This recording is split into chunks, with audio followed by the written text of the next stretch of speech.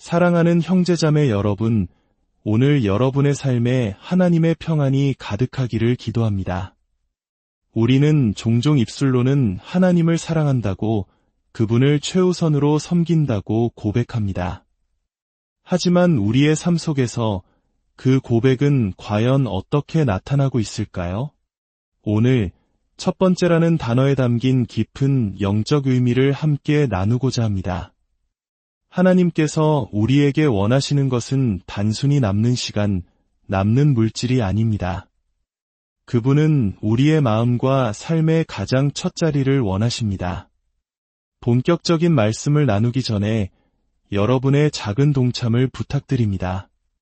지금 보고 계신 이 영상의 좋아요 버튼을 한번 눌러주시고 구독을 통해 저희와 영적인 여정을 함께 해주신다면 하나님의 은혜로운 메시지가 더 많은 영혼에게 닿는 귀한 통로가 될 것입니다.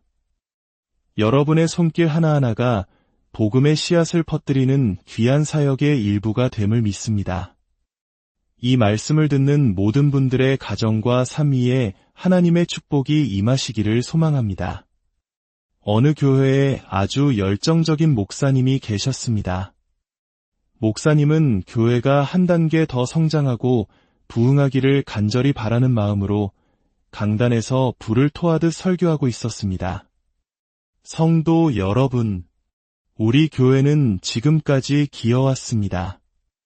이제는 걸어야 할 때입니다. 그러자 강단 뒤에 앉아있던 집사님들이 일제히 외쳤습니다. 아멘.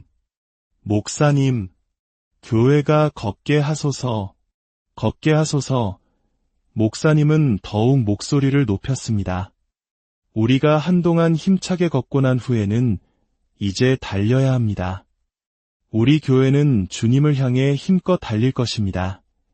집사님들도 더욱 흥분하며 화답했습니다. 할렐루야! 달리게 하소서! 목사님, 이제 우리 모두 달리는 겁니다. 목사님의 설교는 절정에 달했습니다. 그리고 우리가 힘껏 달린 후에는 마침내 날아오를 것입니다. 독수리처럼 창공을 나는 교회가 될 것입니다. 집사님들의 얼굴은 감격으로 상기되었습니다. 아멘. 날게 하소서. 우리는 날아오를 것입니다. 그때 목사님이 잠시 숨을 고르더니 조용히 말했습니다. 자, 형제자매 여러분, 이렇게 교회가 날아오르려면 돈이 필요합니다. 그 말을 듣자마자 뒤에 앉아있던 집사님들이 조용히 하지만 단호하게 속삭였습니다. 목사님, 그냥 걷게만 하소서. 걷는 것이 좋겠습니다. 우스갯소리 같지만 이 이야기 속에는 우리의 솔직한 모습이 담겨 있습니다. 우리는 하나님을 찬양하고 경배하며 그분을 첫자리에 모신다고 말하는 것에는 익숙합니다. 하지만 그 우선순위가 우리의 재물, 즉 가장 민감한 부분과 연결될 때 우리는 주저하고 뒷걸음질 치곤 합니다. 하지만 성경은 분명히 이 주제를 피하지 않습니다. 오히려 하나님께서는 바로 이 지점에서 첫 번째 것이라는 단어를 사용하십니다. 오늘 우리가 함께 묵상할 잠언 3장 9절 말씀입니다. 내 재물과 내 소산물의 처음 익은 열매로 여호와를 공경하라. 처음 익은 열매, 즉 첫 열매는 과연 무엇을 의미할까요? 첫 열매의 개념은 고대 이스라엘의 농경사회에서 비롯되었습니다. 그들은 농부였고 한 해 동안 땀 흘려 가꾼 곡식과 과일이 마침내 첫 결실을 맺었을 때 가장 먼저 그리고 가장 좋은 것을 구별하여 하나님께 드렸습니다. 이것은 단순한 헌납이 아니었습니다. 여기에는 깊은 신앙 고백이 담겨 있었습니다. 하나님, 이 모든 소산물은 저의 노력만으로 얻은 것이 아닙니다. 햇빛과 비를 주시고 땅에 생명을 불어넣으신 분은 바로 하나님이십니다. 하나님께서 모든 것의 주인이시며 우리 삶의 유일한 공급원이심을 이 첫 열매를 통해 고백합니다. 이것이 바로 첫 열매의 정신입니다. 그것은 내 손에 들어온 모든 것이 하나님의 것임을 인정하고 그분의 주권을 존중하는 행위입니다. 신명기 26장에서는 이 첫 열매를 드리는 것이 하나님 앞에서의 예배 행위이며 하나님을 경외하는 법을 배우는 길이라고 말씀합니다. 하나님을 진지하게 여기고 삶의 모든 영역에서 그분을 인정하는 훈련인 것입니다. 따라서 하나님께서 우리에게 첫 열매를 원하시는 것은 우리를 가난하게 만드시려는 것이 아닙니다. 오히려 우리 삶의 진정한 주인이 누구인지를 잊지 않게 하시려는 사랑의 장치입니다. 우리가 가진 것의 일부가 아니라 가장 처음 것을 원하시는 이유는 우리의 마음 중심에 무엇이 있는지를 보기 원하시기 때문입니다. 하나님은 우리 삶의 부록이나 여분, 혹은 남은 것이 되기를 원치 않으십니다. 그분은 언제나 우리의 삶의 정중앙, 가장 첫자리에 계시기를 원하십니다. 말라기 선지자는 더욱 강한 어조로 이야기합니다. 하나님께 마땅히 드려야 할 첫 열매, 즉 11조를 드리지 않는 것은 하나님의 것을 도둑질하는 행위라고 말입니다. 많은 사람들이 도둑질한 옷을 입고 도둑질한 차를 몰고 도둑질한 집에서 살면서 하나님의 축복을 구합니다.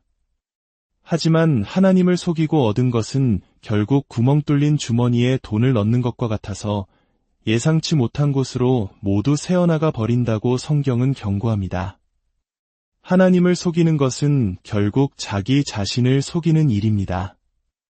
왜냐하면 이는 우리 삶의 공급원이신 하나님과의 관계를 스스로 끊어버리는 행위이기 때문입니다. 동네 마트가 우리의 공급원입니까? 아닙니다. 그곳은 단지 하나님께서 주신 자원을 분배하는 통로일 뿐입니다. 씨앗과 흙, 태양과 비가 없다면 어떤 열매도 맺힐 수 없습니다. 그 모든 것을 주관하시는 분이 바로 하나님이십니다. 하나님께서는 우리가 유통 채널에 열광하는 것이 아니라 그 모든 것을 가능하게 하신 근원을 기억하고 인정하기를 원하십니다. 그리고 그 인정의 가장 확실한 표현이 바로 첫 열매를 드리는 삶의 태도입니다. 여기서 우리는 번영신학이라는 민감한 주제를 짚고 넘어가야 합니다. 어떤 이들은 하나님께 드리는 것을 마치 자판기에 동전을 넣는 것처럼 생각합니다. 내가 이만큼 드렸으니 하나님께서 10배, 100배로 갚아주셔야 한다는 식의 거래관계를 맺으려 합니다. 이것은 성경이 말하는 첫 열매의 정신과는 완전히 다릅니다. 성경적인 드림의 동기는 내가 무언가를 얻기 위함이 아닙니다. 그것은 하나님의 사역이 이루어지게 하기 위함이며 다른 사람을 섬기기 위함입니다. 신명기에서 첫 열매는 레위인, 고아, 과부, 그리고 나그네와 같은 사회적 약자들을 돕는 데 사용되었습니다. 하나님께서는 우리가 드린 것을 직접 드시지 않습니다. 그분은 바나나나 수박을 드실 필요가 없습니다. 우리가 드린 것은 하나님의 집, 즉 교회를 통해 도움이 필요한 다른 누군가에게 흘러가 생명을 살리는 데 사용됩니다. 따라서 우리의 드림은 이기적인 동기가 아니라 이타적인 사역을 향해야 합니다. 동기가 나일 때 하나님은 외면하십니다. 하지만 동기가 타인과 하나님의 영광일 때 하나님은 주목하십니다. 결국 이것은 존중의 문제입니다. 만약 한 나라의 대통령이 여러분의 집을 방문한다고 상상해 보십시오. 여러분은 그에게 어제 먹다 남은 음식을 대접하시겠습니까? 절대 아닐 겁니다. 그의 지위에 걸맞은 최고의 음식으로 정성껏 대접할 것입니다.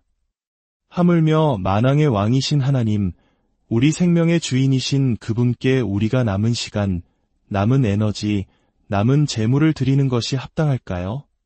하나님은 남은 음식을 받으실 분이 아닙니다. 그분은 우리의 가장 좋은 것, 가장 처음 것을 받으시기에 합당하신 분입니다. 우리가 삶의 다른 영역에서도 하나님을 첫자리에 모시지 못할 때 비슷한 문제가 발생합니다. 시간이 날 때 기도하고 여유가 생길 때 말씀을 보고 피곤하지 않을 때 교회에 나옵니다. 하나님을 스페어 타이어처럼 여깁니다. 평소에는 트렁크에 넣어두었다가 인생의 길에서 타이어가 펑크났을 때만 급하게 꺼내 쓰는 존재로 말입니다. 하지만 하나님은 우리가 올바른 마음과 올바른 동기로 그분을 존중하고 이웃을 섬기며 마땅히 드려야 할 것을 드릴 때 놀라운 약속을 주십니다. 잠언 3장 10절입니다. 그리하면 내 창고가 가득히 차고 내 포도즙 틀에 새 포도즙이 넘치리라. 이 축복의 약속은 구절의 순종, 즉 여호와를 공경하는 삶 뒤에 따라오는 결과입니다. 순서가 중요합니다. 먼저 하나님을 존중하고 이웃을 섬기는 사역이 이루어질 때 비로소 하나님의 채우시는 은혜를 경험하게 되는 것입니다. 여기에 사과 10개가 담긴 바구니가 있다고 상상해 봅시다. 이 9개의 빨갛고 먹음직스러운 사과와 하나의 초록색 사과가 있습니다. 이 10개의 사과는 하나님께서 우리에게 주신 수입 전체를 상징합니다. 하나님께서는 말씀하십니다.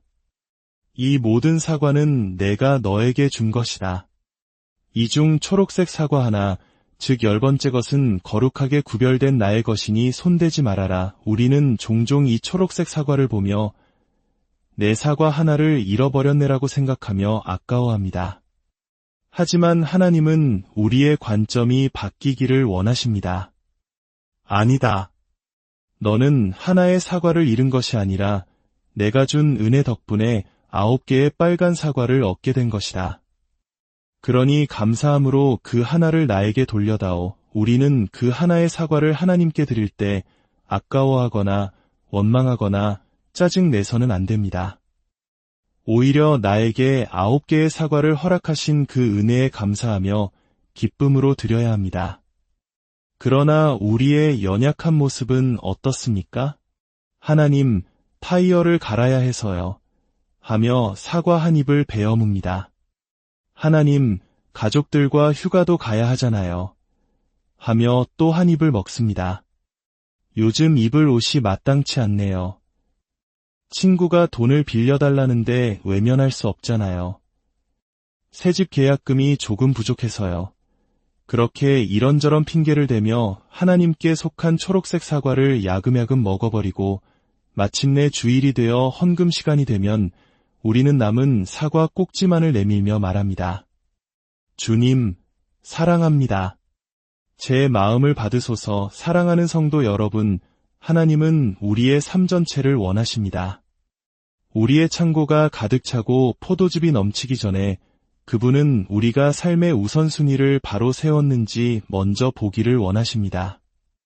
그분이 우리 삶의 엑스트라가 아니라 주연이 되기를 원하십니다.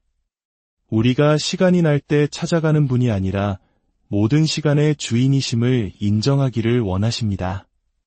하나님을 존중하고 이웃을 섬기십시오. 올바른 마음과 동기로 하나님을 삶의 첫자리에 모실 때 그분께서 우리의 모든 필요를 책임지시고 우리의 등 뒤를 든든히 지켜주실 것입니다. 여러분의 삶이 드림을 통해 더욱 풍성해지고 나눔을 통해 하나님의 사랑을 온 세상에 전하는 축복의 통로가 되기를 간절히 바랍니다.